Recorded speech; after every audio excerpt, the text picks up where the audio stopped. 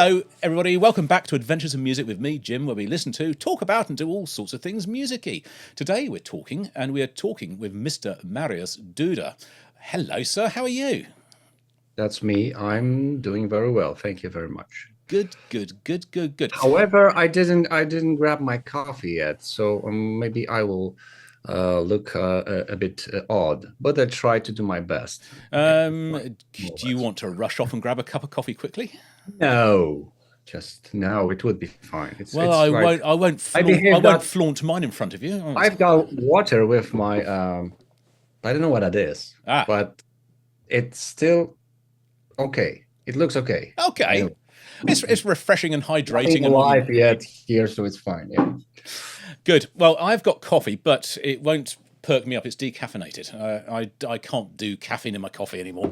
It's sort of I cannot drink too much no. coffee, mostly because mm, uh, I'm one of these person that after coffee they feel the same, but their hearts are just pumping, that kind of Yeah, stuff. yeah. I get the same thing. It's not quite palpitations, but it's I'm on the edge of my seat. However, however, I like the taste of the coffee and milk in the morning, Mm, so it's just like a small bit always is nice. But yeah. later on, after this interview, if it goes well, then I will do this. Yeah. If it goes badly, what will happen? I'll be sort of I don't know. hitting the bottle. I will drink this to the end. Mariusz, thank you very much for coming on. We're here because this is out. Ah, Your new record, muffin. Do you know that there's a muffin? Lunatic Soul, the World Under Unsun. Yes. I have got to say, before we sort of get any further, just congratulations on a fantastic album. Don't screw your face up. It is absolutely brilliant. I mean, I know that Did you have time? Did you have time to listen to I this have listened to in it its entirety? in its entirety. I have done, not in one sitting. I had to break it up over a few hours. So I listened to a lot of it on one evening, and I listened to it some of it the next day, and I finished it off this morning. But it is absolutely just brilliant, and it's a double. It's a double. It kind of feels to me like it's a culmination of Lunatic Soul's everything you've done in the past, sort of distilled into one record. Was that really your intention, or was that unintentional? This is the final chapter of the story, and I really wanted to fill out the gaps in terms of the lyrics, Yeah. because I thought it would be nice to explain something to people. And when I started to explain, I just realized that I have to explain a bit more. Mm. And I don't have time in 50 minutes just to explain everything. So maybe I should extend that. And at the same time, I also had lots of different ideas that sounded like more from Lunatic Soul Part 1. That sounded more like from Two Shaded Woods. Yeah. That one was more from like Walking. And then I said, if I create something that has only 50 minutes, it will be too much, too intense. I'm not sure even too good to listen to. So together with my friends from the Syracuse studio, Magda and Robert Szednicki, we said to each other, let's do the double album. Let's do the double album. Jesus. You've got lots of ideas. And if we do the double one, that will be fine, because there will be some gaps between the songs, and people will have the time to process. Mm. And I said, let's do my very first double album finally. Sure. I think it's great that the songs have got space to breathe. It's not. There are a few shorter ones, but there's quite a lot of them which are sort of like 6-7 minutes more than that. So you have enough space to ease into it, and to then have a bit where you think, oh, I didn't expect that, and then it goes somewhere else as well. So there's lots of space, but in a good way. It's not. It feels very smooth. It's a really smooth, beautiful album. I thought I had it pegged at one point. After the first 3 or 4 tracks, I thought, this is real dark pop, sort of Depeche Mode sort of stuff. But then Mind Obscured, Heart Eclipsed came along, and this changed things on its heads a bit. So I kind of felt, I've got written down here, I thought sort of Gary Newman meets Jethro Tull while shaking hands with Peter Gabriel, sharing a cocktail with Vangelis, all in one song. These must all be your influences, I imagine. or inspirations? Indeed, sir. Yes, in general, I believe that Lunatic Soul is a combination of what? Cinematic music, electronic music, folk music, oriental music, ambient music based on sound design kind of thing, Yeah. not actual melodies. There's lots of layers. And this is connected with classic progressive rock approach. Yeah. And maybe even some metallish kind of riffs, whatever. But all these genres are in one place. And I have to say that I'm kind of proud of that, because one of my main goals in the past was to create the music that is sort of like a genre-less, Yeah. I always loved duet that can dance, right?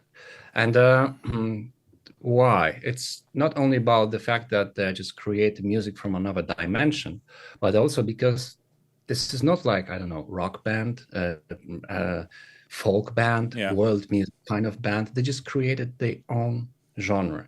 And I wanted to do the same. I wanted to create the project that, and just imagine those years back in 2008 when I started Lunatic Soul. My main goal was okay, so I've got the CD now in a music shop, and where should I put it? Where? Metal, rock? No.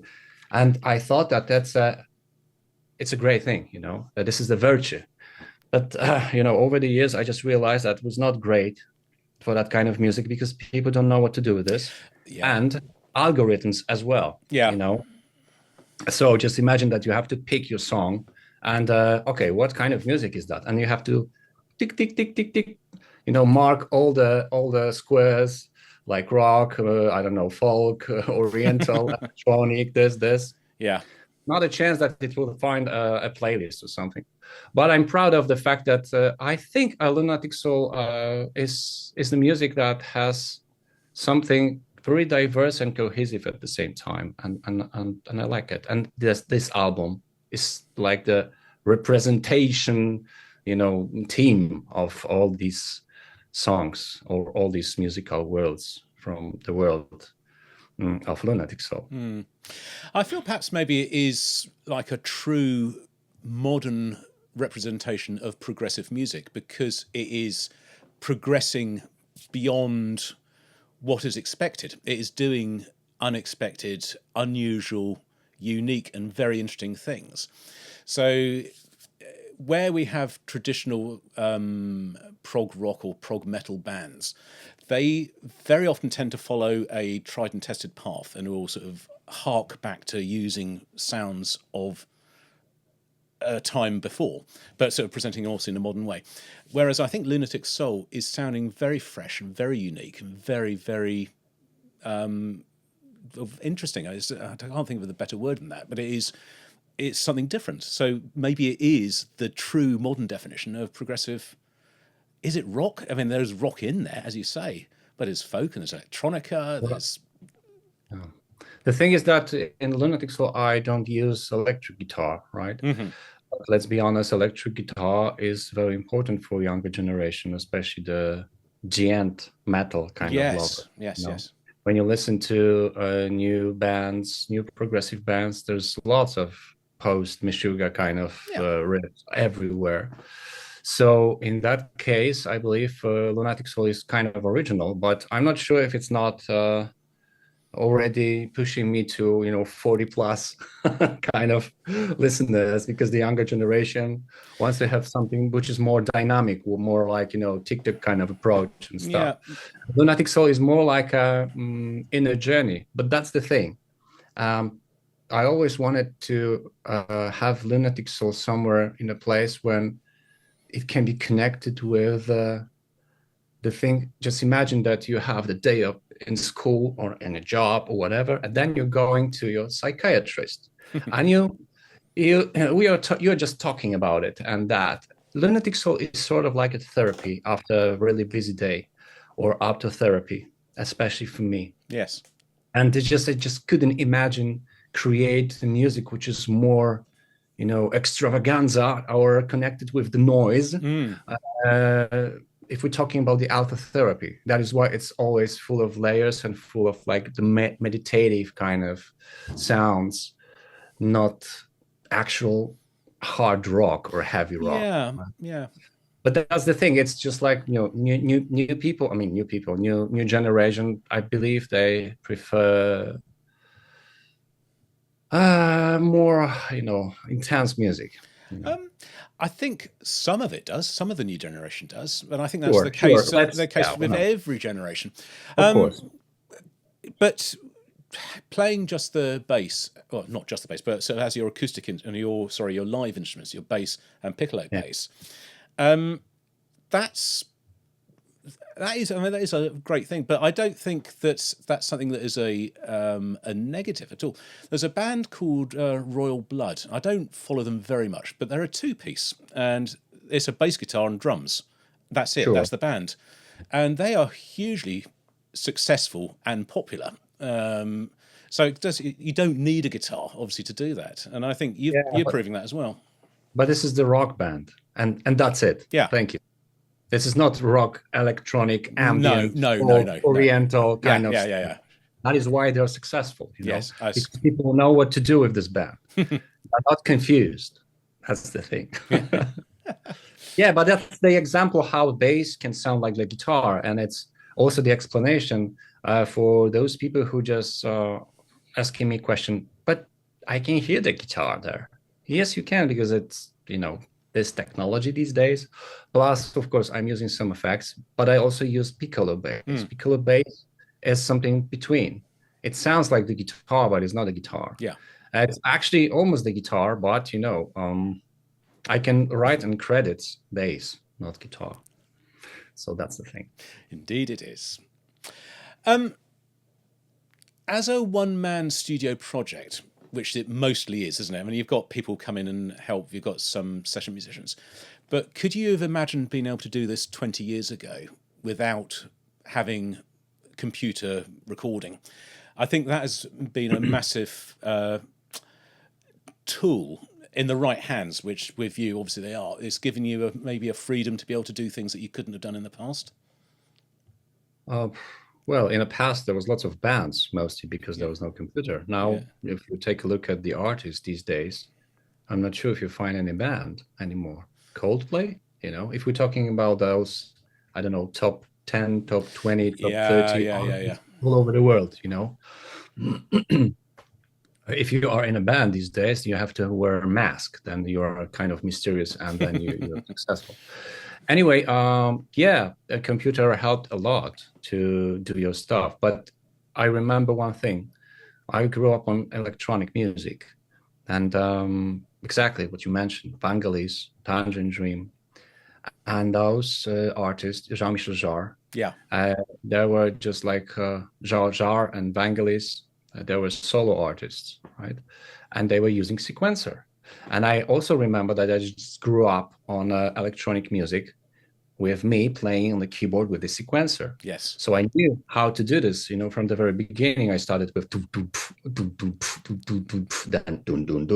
dun bass guitar, and then do as a kid, right? Yeah. So already with that, I had all these layers in my head, and I always have that kind of layers in my head when I compose something.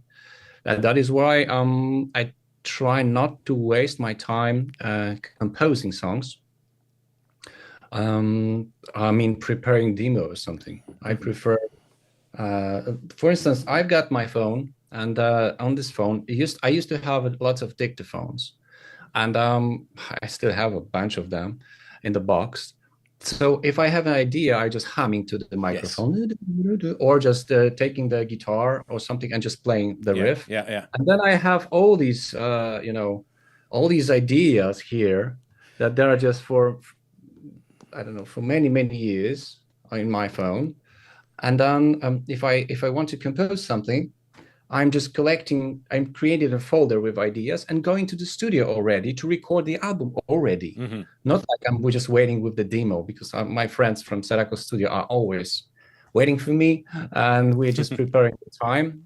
And this is so great so just thinking with the layers were very from the very beginning. But if I answer your question, I didn't know that it will be extended for so many albums, so Yeah, many. yeah, yeah. Um, so keeping on this sort of track, thinking about sort of electronic music and using DAWs. I kind of did the same thing. I grew up listening to metal, but when I got to a certain age, I had friends who were very much into electronic music, and I moved across sort of. I thought, oh, this is fun. I can do this, and I got a synth and I got a sequencer, same as you, an old hardware one, not in the computer at that time. This is before even I had an Atari, and was working out how to do things and use a little 4-track multi-track recorder to try and bounce tracks across. But you learn, I can hear that influence still in your music now. That certainly I used to find that when you're writing these electronic tracks, you start with an idea, and you let that repeat for a few bars. Then you add something else to it, and it builds. So the same idea just expands and expands. And I can hear that in Lunatic Soul, that it starts with something and it gets bigger while the same thing is still there. So it expands, and then it may do something else. But often in a band, you'll have an idea and it changes sort of every few bars, it changes to something else. Yours is, as I say, organic and smooth and growing like that. I love repetitives, Yeah.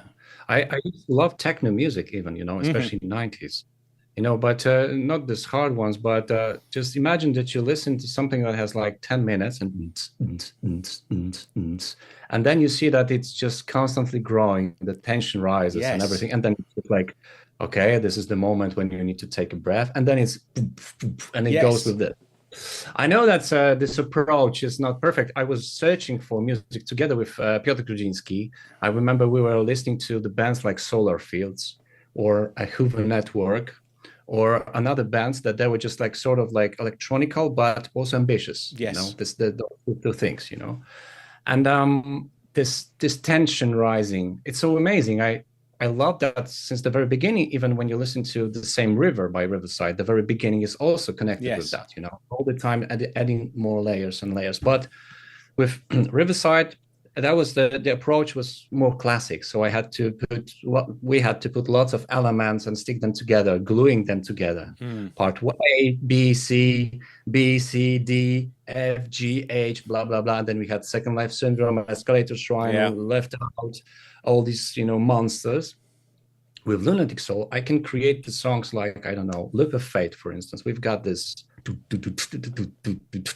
or The World Under Unsun. I remember that I just bought I will show you something. No, I won't show you. Okay. Anyway, I've got the keyboard, this Arturia or something, and I just discovered the sequence. And I tried to go, I just check it out. So I did some random stuff and just put play. Yeah. Okay, it's looping. And then I said, wow, it's a great background for the track. I should add now, I will keep it as it is all the time. Yeah. But now I will add more layers to this, you know. And I just The World Under Unsun, the title song just arose. So that's the thing. I love repetitions and I love repeating stuff. And that's the biggest difference between Lunatic Soul and Riverside. For some people, I've noticed that kind of approach is just like intro to something. So they just listen to some Lunatic Soul songs. For instance, Walking on the Flashlight Beam has the song The Fear Within. It's also based on just repetitives all the time. And that's just so funny because I remember one day I just played it to someone and he said, I'm waiting for something, and when it's going to start, and it's already happening, man. This is it. It's doing, yes. This is nothing. It's not the intro to another progressive something. No, it's just delve into this or just press stop, because this is that kind of music. It's just like a mantra. Yeah, it's just like a trance already. And he said, "Oh, okay. No, not my cup of tea." And I don't know. A few months later, she just called me and said, okay, I changed my attitude, I changed my approach, I agree, I like it. Now I don't wait for anything, and I'm enjoying what's going on right now. Actually, being I'm in the right moment. here right now, and I get it. I get it. So I've got more changes, and I wanted to do that as well in on the new album, that kind of stuff. Yeah, it's really interesting just to sort of recognise that in the music. I don't know if that's something that has been that people sort of noticed before, but it really struck me.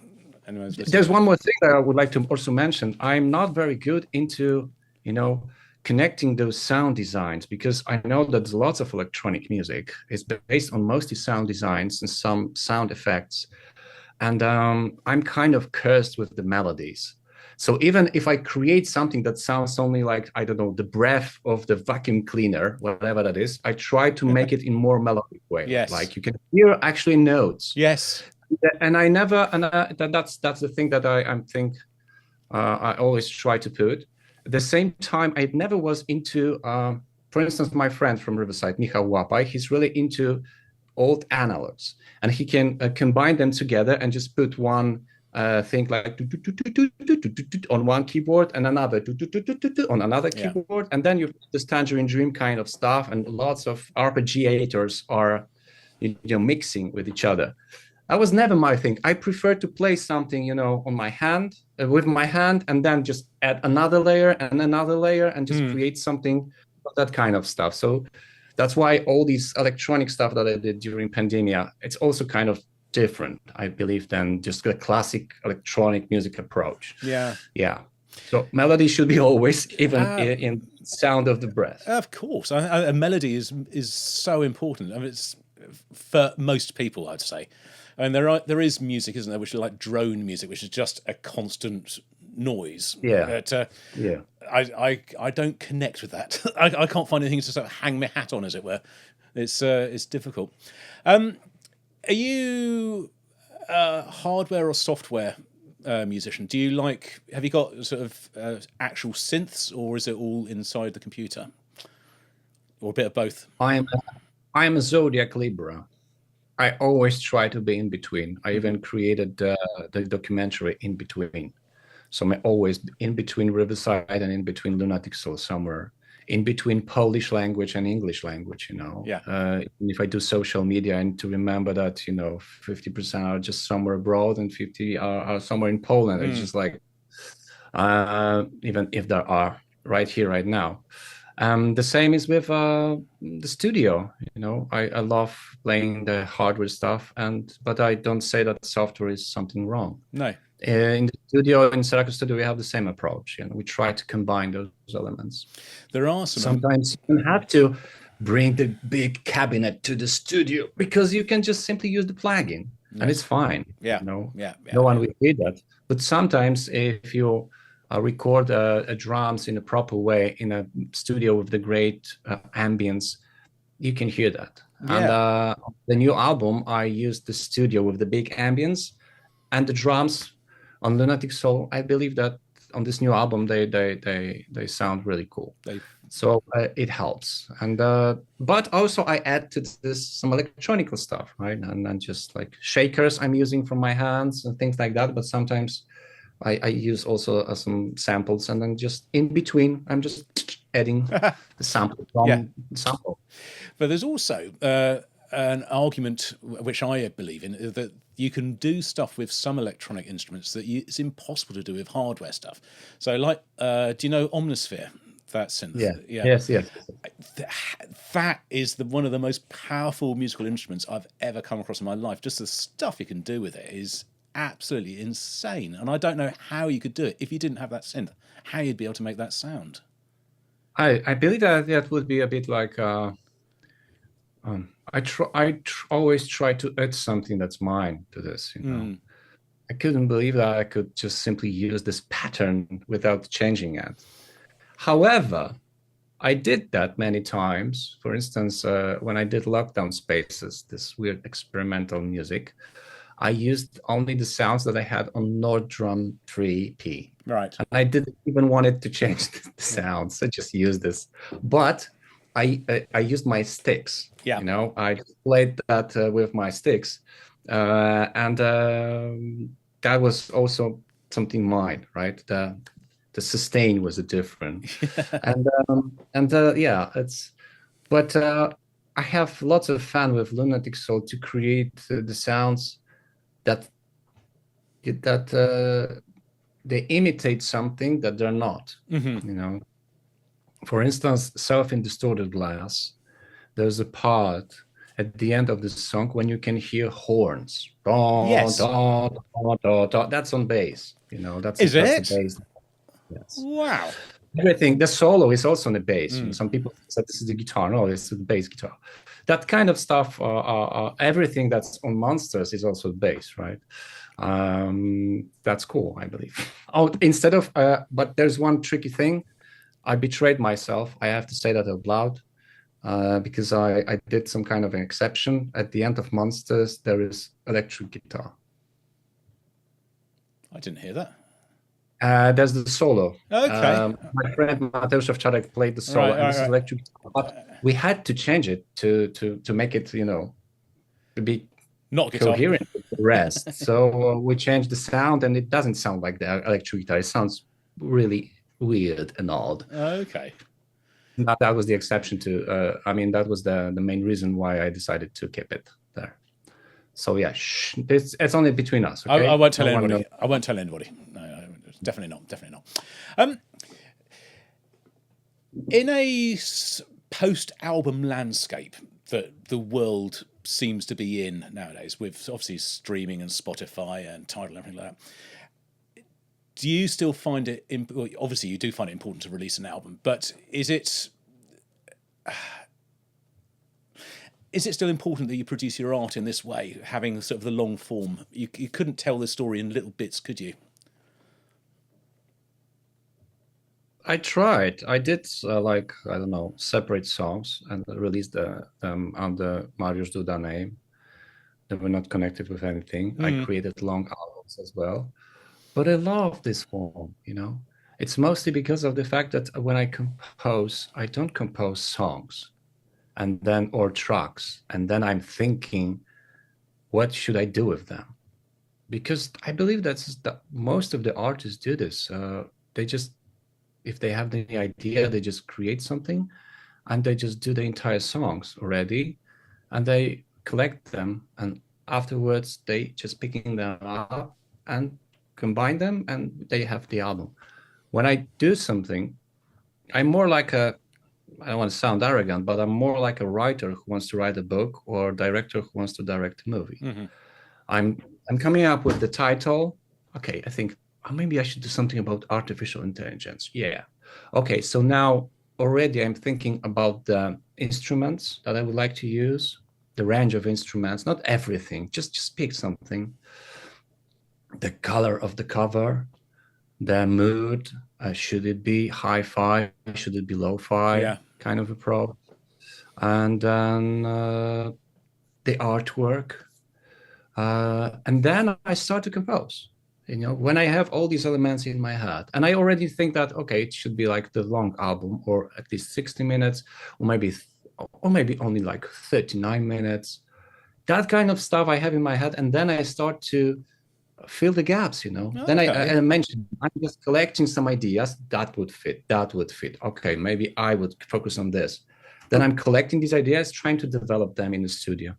Of course, during the process of recordings, lots of those things are going back to the folder. Yeah. And all the new ideas are showing up. And those, maybe one day I will simply just record this without this, title and everything.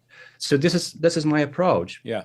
I cannot. That is why I love albums, because this is one piece. This is just like a book. This is like a movie. Yeah, I agree. I mean, I do too. And as you can see, I've got sort of 3 of them here. I've got yes. Oh, perfect. And good one. Yeah. And the fragmented sky. So you can see behind me, I've just got records. I love having stuff because you can listen to it properly, and it's. As you can see, I don't have records. Not behind you, but I'm sure you do. I'm using Spotify only. No, I'm just joking. Of course. I'm not arguing one way or the other. It's not fair because people. By the way, that's about that. I love CDs. I love vinyls, and I don't have anything against listening to music from streaming. No. I don't like radicals, actually, to be honest, on both sides. That is why I prefer just if whatever you want to in that moment, it's fine. Absolutely, yeah. Oh, I think I've got some questions here, but I think we've asked them all. I've got a couple from people who are subs on the channel who asked if I could possibly ask you a question as well. So, well, I'm sure that Mariusz would be happy to answer the question. So Carl, who's a long-time fan from Oregon, has asked if I can ask you, he'd be curious about whether you've experimented with open tunings on your piccolo bass. I'm using the standard tuning. Okay. I'm using standard tuning. What's it called, capodaster in I don't know. Capo. Yeah. I don't know English word for that, but I use that for our door. This is this track that sounds like from Two Shaded Woods on the second thing. So this is the only different kind of tuning on this album. But it's still a standard tuning, but it's pitched up, isn't it, with the capo?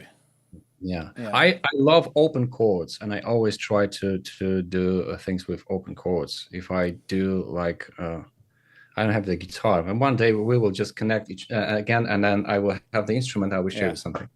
But that's the thing, like for instance, if you have the guitar, you've got this E minor. Yeah. Always people love this sound because the rest of the strings are empty. Yes. And the sound is perfect. So I'm using that kind of chords mostly. Yeah. And that's why you can always hear that. Like for instance, you mentioned you showed the cover of Under the Fragmented Sky, song Untamed there. Also, when I play Untamed, all these empty strings are just playing, so I love that kind of chords. So I didn't experiment with the tuning yet, but I should maybe. Probably should.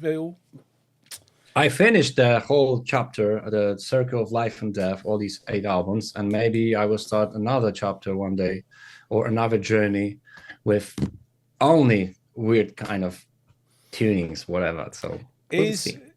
So from that point of view, is Lunatic Soul as a project done, or is just that story finished? Let's be honest. The last part of the story, or the last Lunatic Soul, was more like a bit of like a PR promotional stuff, because it's a catchy, right? Oh, really? It forces you to ask a question. But I think that I'm done with this musical approach. I think I should say, because this new album is just like the combination of everything. I just set the range of this story. And the Circle of Life and Death story, with all these 6 main albums and 2 additional ones, I think it's done, and the approach is done. And if Lunatic Soul will return, if Lunatic Soul returns, it should be in a different form. Something like, King Crimson did many times, It's return with a different lineup, different instruments. I believe that if Lunatic Soul will come back, maybe this time with the electric guitar finally, that would be a different main difference, right? Yeah, definitely. I'm thinking this way, but I didn't have a chance to buy another notebook and think about the new album yet. It needs to wait. So it's really hard for me to say. But I don't want to kill it. It's a good stuff and pretty original. But I don't want to repeat myself. So I want to find something else. Outside of your stated influences and prog rock in general, do you listen to anything that would be surprising to people who listen to your music in your spare time? Do you listen to trad jazz, for example, or country and western? Is there something that is completely sort of left field that you listen to? Well, I listen to video game soundtracks. Oh, okay. And so it's even more than the movie soundtracks. And maybe this one. No, I'm not into crazy jazz or something else. I don't even listen to country music. I'm sorry. Don't be sorry. Unless I'm watching, I don't know, Yellowstone or something like that. So it's in the background. I'm thinking, but no. I think it's everything that I'm listening to is in Lunatic Soul. influences. So video, It's still pretty range. It's pretty wide range.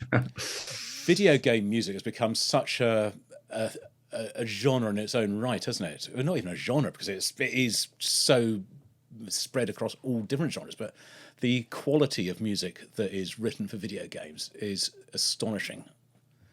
And I don't think it gets the credit it should be due, actually. That is true. One of my really favorite video game composers is Japanese composer Akira Yamaoka. He did the music for the games Silent Hill. Silent Hill was a huge influence for me. I love dark stuff in general, However, I try not to be dark person, I didn't wear my hood yet. However, maybe I should wear like this, talk to like this with you. Yeah. But I also noticed that I have a chair that should look like my uniform from the album. Yes. But I love horror movies. I love horror games, video games, and I'm not sure if you know that, but Panic Room by Riverside. It's a reference. It used to be my 302. 302 is a room in the game Silent Hill Part 4, when the main character cannot leave because the doors are locked. Okay. And he finds an entrance in the bathroom to another dimension, to another world, and this is the only exit from the room. It's crazy. So I love this game. But Akira Yamaoka is the main composer, and I love his. He didn't. I listening to video games soundtracks. That there are artists that they're just using only the computer. There are, of course, blockbusters that they're just using lots of stuff, but sometimes the sounds are not great. This is not Vangelis from 70s. Yes. Yeah. Sometimes it sounds cheap, but the ideas, the connection with the visuals, it's so amazing. And you know what? I rediscovered one time that there is some kind of the playlist on Spotify which is called Akira Yamaoka Influences. Oh. And I found Lunatic Soul there. Oh, wow. Insane, There's like Lunatic Soul Untamed. I'm not sure if it's by accident or something. I've checked. This is like the official Sony PlayStation playlist. I wrote even to Mr. Yamaoka because he's more in Japanese. Is it true? Can you confirm that? But he didn't respond.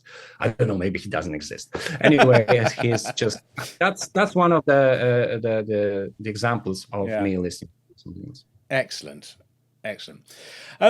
I suppose we're getting towards the end. You must be getting really tired and bored of doing all these interviews. So thank you ever so much for doing them. Is there anything? No, it was just second one. I said I just didn't start. I have time. We can talk. Well, no. But what I was going to say is there anything that you would like to talk about that you never get asked about, that you wish that someone would ask you about? I believe that there's lots of interviews in the internet when people ask me for the lyrics, the whole story and stuff. So they could check that there. We talked about something else, and that's great. So I think that's I'm pretty satisfied with this. Okay, cool. I didn't know that you had a sequencer as well. That explains a lot. Well. It's I've got a little bit. Here's my shameless plug. I've got a little bit of music on the internet as well. I've got it some on YouTube and a little bit on Bandcamp. But it's all. One day you need to do the episode with those things. Yeah, I'll have to. But it's I do it all in Logic now, so I use Logic and do it almost entirely in the computer. I haven't got the space to have all the other stuff animore. So, but Bandcamp is a great stuff. Yeah. I love Bandcamp. It's imagine that. What I wanted to say, people said that digital files died. There's only streaming. No, don't forget about Bandcamp. This is the only place when digital files can still exist and people can actually buy it. Yeah. Because they know that they can support the artist. Yeah. And this is amazing. That's one of the examples that if you think that the music is no longer the same, there are some niches, there are some areas and spaces where people are still cherishing tape cassettes, where people still cherishing music from CDs. It's not like streaming and minus always. Yeah. It's in the middle. You know, you could buy mini disc as well off Bandcamp. Really? Yeah. There's a few bands that do that. I mean, just as a very sort of niche thing. But Yeah. Mariusz, thank you so much for your time today. Really, really congratulations on dig it out again on the new album. It's a fabulous thing, as we have talked about. I hope you're proud of it, because you should be. It's absolutely brilliant, and good luck with how it goes. So it's obviously been out now for a few days, so hopefully it's going to go well. In Poland, I'm just doing some kind of the promotional meetings with small of acoustic shows as well. And together with my friend, we are just trying to play Lunatic Soul music live. Who knows, one day maybe we should do that outside of Poland as well. So yeah, but see, it's interesting experience, to be honest. It's something like I'm also in between the acoustic show and actual real show with Lunatic Soul, so in between again. But let's see what happens in the future. Thank you so much for your invitation and for showing the cover of the new album. I said at the very beginning that it's a joke about the muffin, you know, because this is the sun in a total eclipse, but some people see nothing from above, you know, like it's just imagine now you've said it. Yes, so that's why at the beginning of the interview I said like, oh, the muffins. No, I'm sorry, I just destroyed it. No, that's all I'm going to see now. Yes, now you will see the sun. Damn it. Thank you so much. Yeah, thank you so much. Have a great day, and maybe talk again one day. Would be a pleasure. Thank you very much. Take care. Bye-bye.